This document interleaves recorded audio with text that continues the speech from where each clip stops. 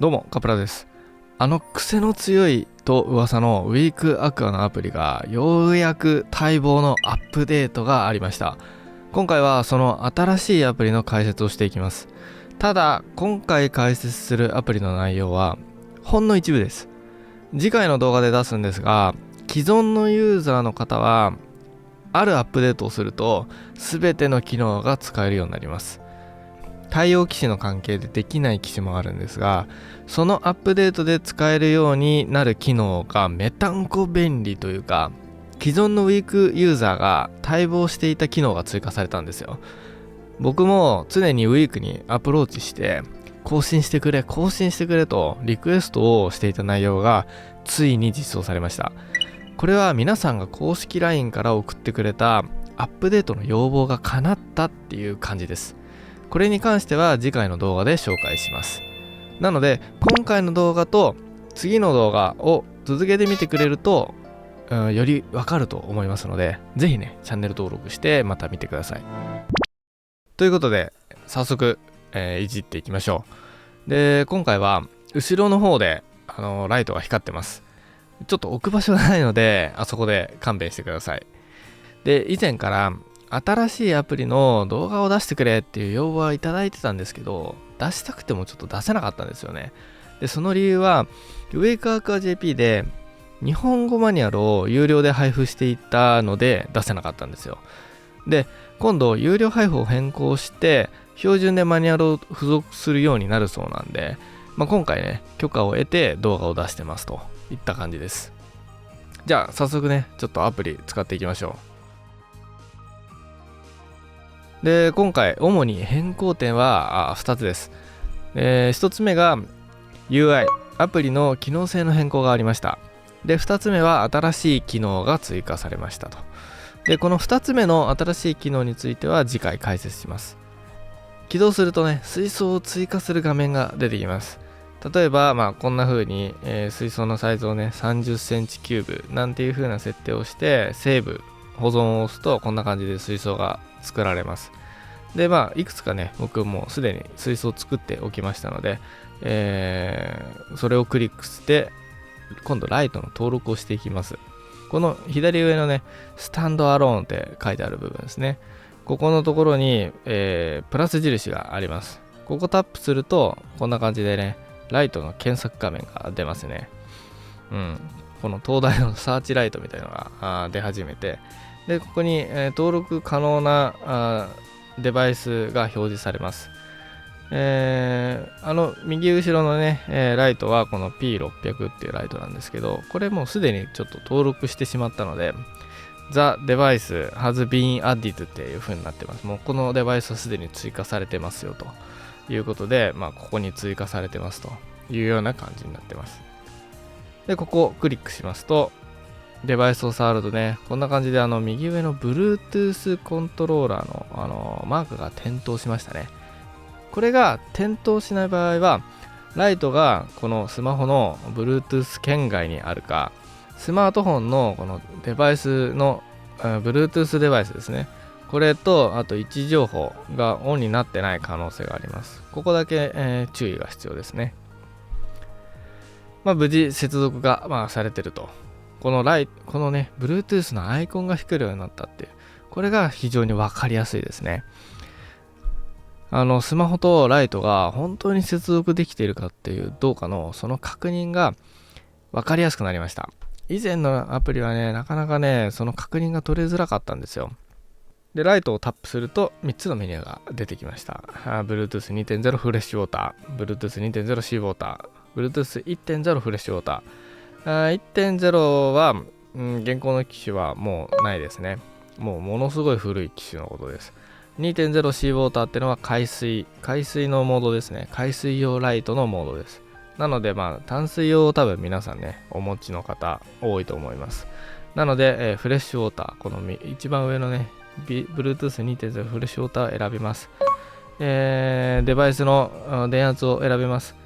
P600 はね 36V のデバイスなので 36V を選びますと。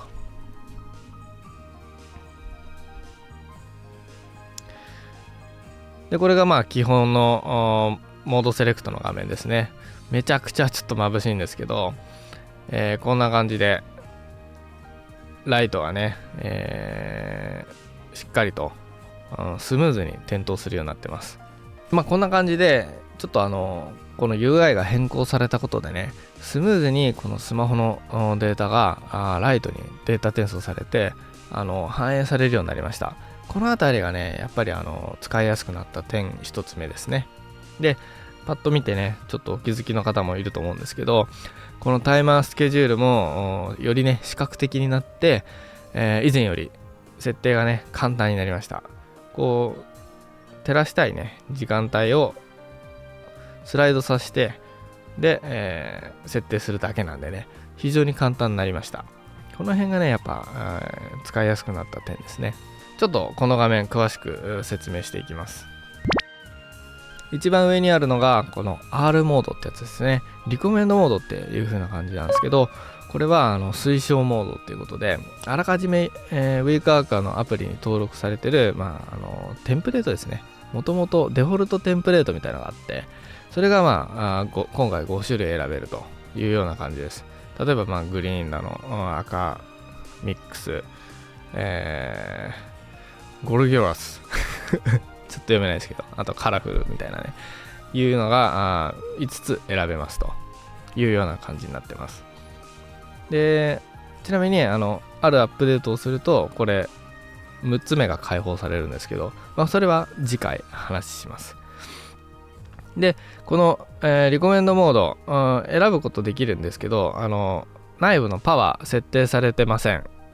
出力が、ほぼ 100% の状態で、今全てのパターンでね出てるような状態です。で、この出力の設定の仕方はこの右上のね鉛筆マークを選ぶと、こんな感じになってますと。パワー一番下の項目ですね 100% になってますけど、これをスライドさせて、光らすライトの強さを変えることができると。で、このリコメンドモードではこのパワーしか調整できません。このブルー、グリーン、レッドの個別の波形を調整しようとすると、リコメンドモードでは cannot be adjusted to a single channel ということで、それぞれの、シングルのR、G、B などのね、そういったチャンネルを調整することはできないよっていう風に書いてあります。あらかじめ用意されているテンプレートの色合いなので、この RGB 比は変えられないよというようなことを書いてあります。なのでこのパワーをいじるしかないと。このリコメンドモードではね。有形層を植えないでね、陰性水草だけの水槽にするんで、例えばじゃあ、そうだな、15% ぐらいに、照射をね、抑えますというような感じで、こんな感じでセーブ、します。グリーンでね、名前のところの、これをタップすると 15% 出力のグリーンのテンプレートの発見になりました。はい。これがリコメンドモード、推奨モードですね。で、次、このカスタマイズ。カスタマイズはですね、好きな色を作ることができます。好きな色、好きな出力を調整することができます。右上の鉛筆マークを触ると、こんな感じでね、メニューが開きます。例えば、赤をめちゃめちゃ強めにしたいとか、グリーンをめちゃめちゃ強めにしたいとか、いろいろ自分でカスタマイズできます。はい。UVA、せっかくついてる UVA なんです。UVA を常に 100% に照射させて、RGB だけちょっと弱めにしたいなっていうような設定も可能です。で、逆にこのカスタマイズモードでは、このパワーをいじることはできないと。カスタム cannot adjust power ということで、このパワー比率は変えられないと。代わりにじゃあ何でパワーを変えるかっていうと、下のパワーがグリーン、ブルー、それぞれ単色を上げていくとパワーが上がっていきましたよね。こんな感じで。これによって、うまくパワーを調整してくださいねっていうような、メニューになってます。じゃあここではね、有形層を育てるので、そうだな、60センチ水槽だったら、P600 であれば、だいたいそうですね、50% 出力ぐらい、ちょっと多いかもしれないですね。45% 出力ぐらいから、始めてみるといいかもしれないですね。ということで、僕の好きな、ブルー多め、グリーン中間、レッド少なめ、こんな感じの比率がね僕割と好きなんで、パワーをね47% ぐらいにして、これで、やってみましょうということでセーブしました。でこのカスタマイズは名前変えれます。この一番上のですね、上の鉛筆マーク、ここを押すと名前変えられます。例えば有形層1とか名前を変えることができます。セーブ押すとね、有形層1っていう名前に変わりました。こんな感じでね、テンプレートの名前を変えることもできます。で切り替えて、こんな感じで、光が変わったりねしますんで、好きなテンプレートを選ぶこともできるし、作ることもできるというような感じになってます。ちなみにこのシャットを押すと今点灯してる、ものが全て、消えます。なので、これ使うとね、メンテナンスの時とかで、電気一回消したいなっていう時にこのシャットってボタンを押すと一回消えるようになりますね。で次ですね、このタイマーセッティングの解説です。これはね非常に簡単、ここの日の出マークですね、日の出マークを、照射させたい時間に合わせます。例えば、夜の2時から昼の2時から夜の10時まで点灯させたいっていう時にはこんな感じにしてね、でこの真ん中のプラスマークマイナスマーク選ぶと、5分ごとに、時間を設定できます。こんな感じでタップしてね、5分ごとに、なのでぴったりで、こんな感じでね2時から22時の設定にすることができますと。で今このタイマーにセッティングしたんで、もう自動的にライトにデータが送られて、今ね午前中の10時です。なので、ライトが点灯しない時間なので今ライトが消えてるような感じですね。でこの状態で、R モード、リコメンドモードとかを選択してもライトが光らないんですよ。これ光らないんです。で調光画面開いても光らないんで、ライトの調光、どんな風に調光していいか分かんないっていうことがあるんですけど、そういう時は、一回ねこのタイマーを今の時間帯に点灯させるようにします。それでテンプレートを選ぶとこんな感じでね、光ったり、自分のカスタマイズ、色のねカスタムができるようになります。で終わったらタイマーの設定を戻すというような作業が必要になりますと。これが、タイマーセッティングの使い方ですね。で最後、サンライズ&サンセットっていう、ボタンを押すと勝手に、3段階、このアプリのバージョンでは3段階ですね。新しい、あるアップデート、次回紹介するアップデートをすると、5段階まで、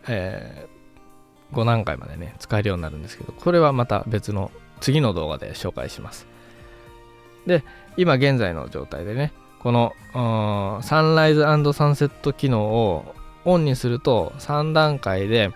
自分でね、設定した色を3段階で点灯させて3段階で消灯させるっていうような、オートサンライズオートサンセット機能なんですけど、これは、カスタムを選んでいるときはサンライズサンセット使えませんよっていうような文章が出てきますと。なのでこのサンライズサンセットオートモードはリコメンドモード、この推奨モードを選んでいるときしか使えませんと。推奨モードを選んで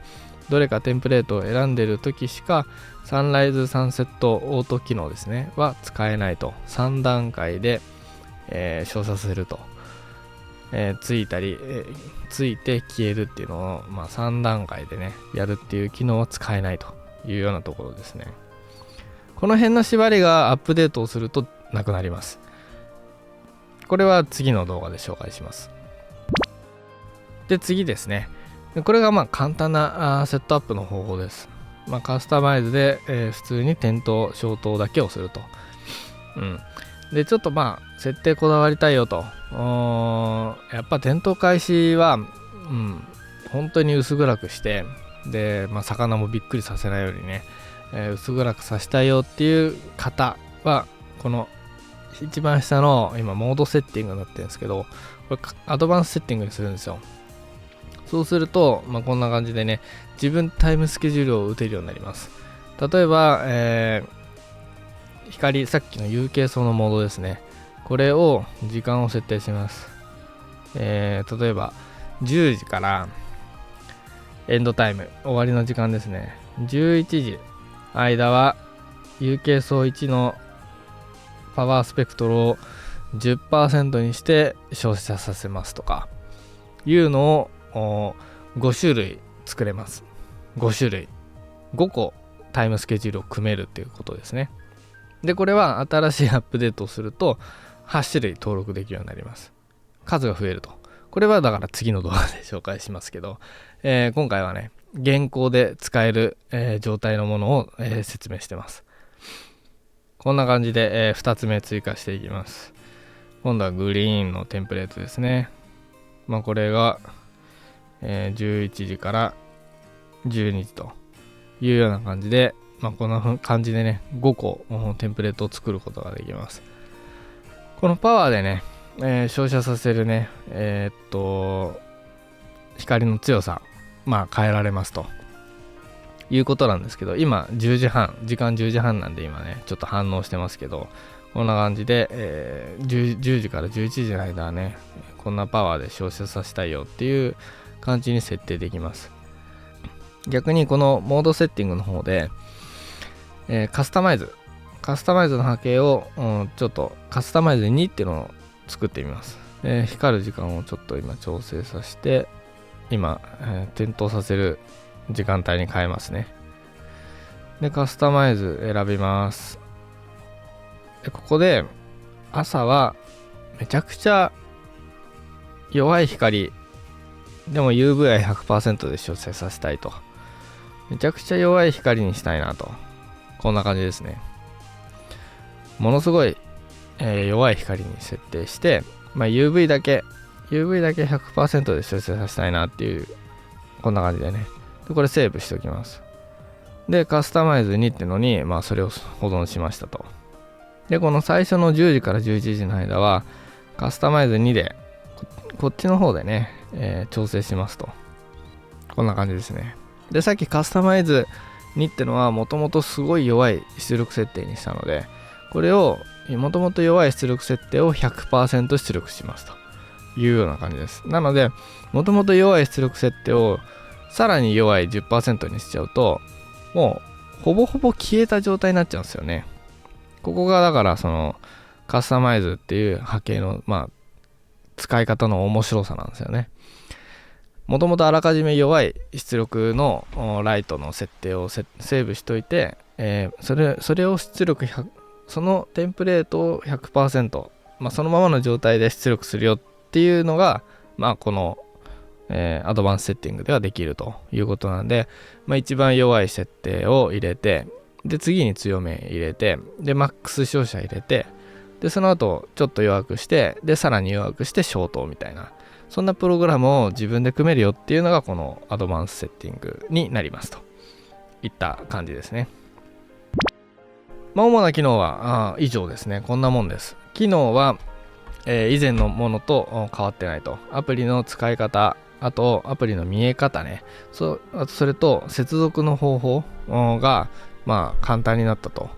いうようなところが改善された点になります。ちょっとね、以前のアプリ使ったことある方はもうなんやこれって、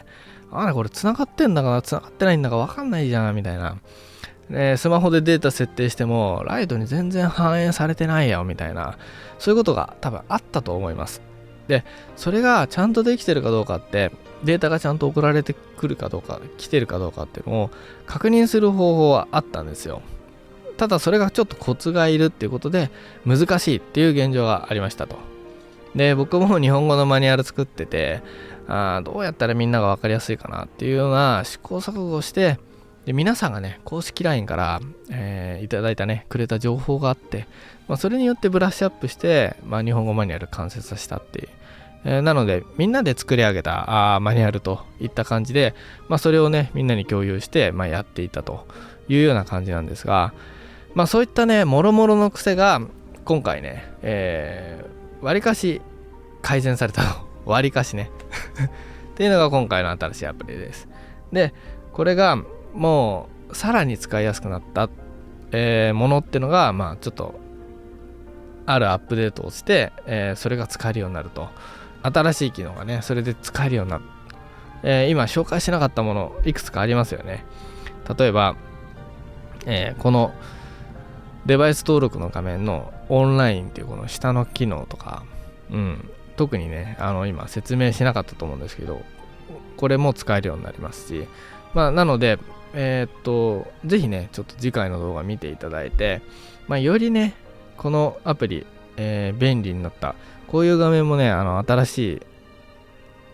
いものに関しては、こういった画面も選択する、こういったね電圧を選択する画面も出てこないんですよ。このサンライズサンセット機能っていうのもかなり、進化したし、ライトの光り方そもそもがねちょっと変わったというようなことがあります。なのでそのアップデートの方法と、どんな機能が追加されたっていうのを次のね動画で紹介したいと思うので、ぜひねこれ続けてみてくれると嬉しいです。ということで、来週一応その動画を上げようと思ってますので、来週の更新お待ちください。はい、ということで最後までご視聴ありがとうございました。また見てくださいね。バイバイ。